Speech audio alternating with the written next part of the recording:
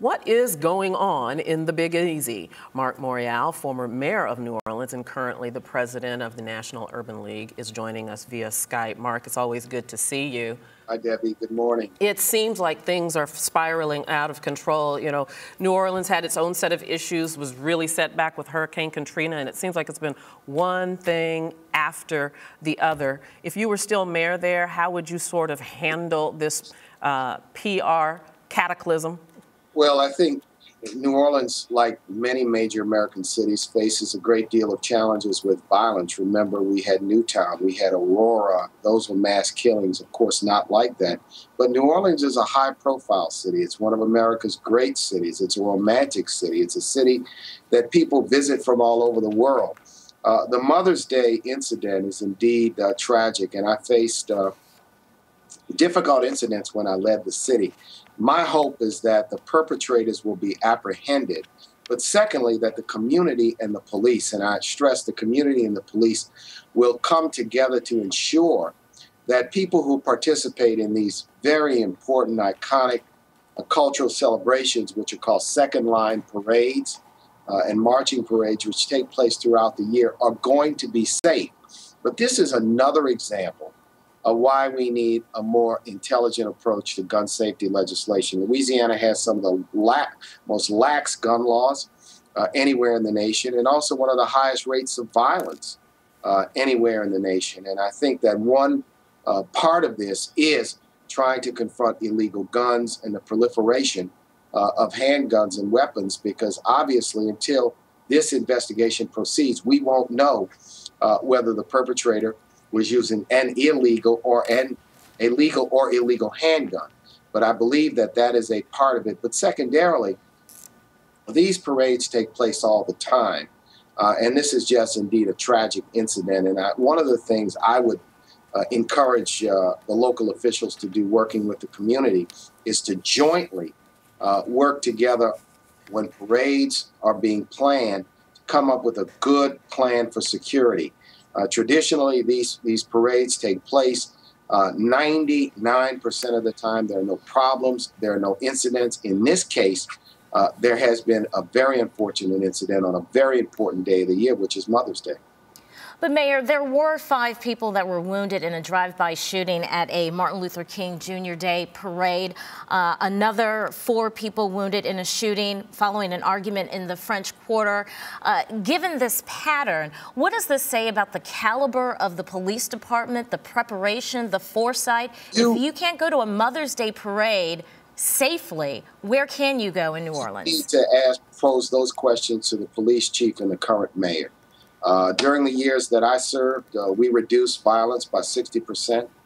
We made substantial reforms in the police department. I took a city in 1994, and by the time I left office in 2002, it was a dramatically different city, a much safer city. The department deteriorated even before Katrina because the leadership of the city at that time de-emphasized many of the reforms that we put in place, along with the chief of police at the time, Richard Pennington, who was a great chief for the city. So I can't really answer for the citizen, for the current mayor and the current police chief, but I think the questions you raised are very important and indeed fair questions. What I would say, however, is that many of the major events in New Orleans is a city that has events throughout the year. And I still encourage people and think that by and large, people are going to absolutely be safe if they visit New Orleans.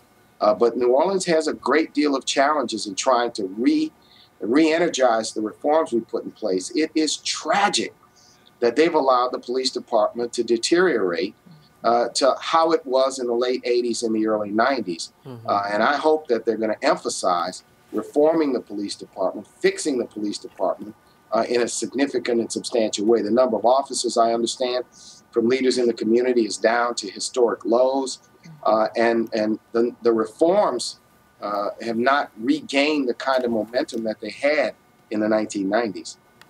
Mr. Mayor, the work that you do with the Urban League, and when we talk about the violence that happened in New Orleans, we're at the beginning of what seems is going to be a long, hot summer in New Orleans, in Harlem, where I live, in Chicago.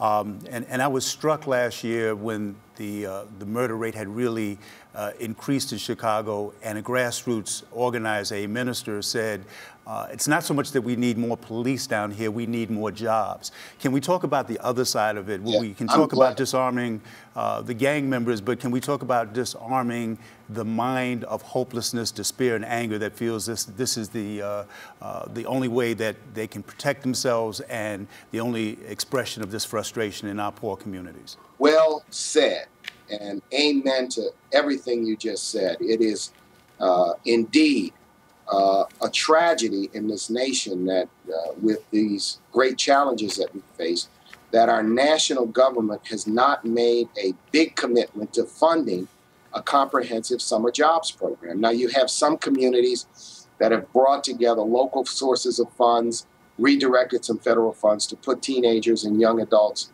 to work not only during the summer, but throughout the year.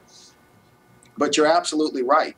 The sense of hopelessness, the sense of there's no future, drives the cycle of violence. I don't suggest that it's an excuse, but it does drive it. And the National Urban League has long been on record in all of the plans that we've proffered, encouraging a comprehensive summer jobs program. But I might add, we'll be in Cleveland on Monday for the kickoff of our Jobs Rebuild America announcement. We're going to be launching in 17 communities across the nation a very focused effort to train young people between the ages of 16 and 24, including people who may have been involved in the criminal justice system, for substantial employment and for jobs. So on our hand, we're going to do some things. We're not waiting on anyone else to do anything. We're going to do some things on our own. I might add, it's supported with a partnership with the United States Department of Labor.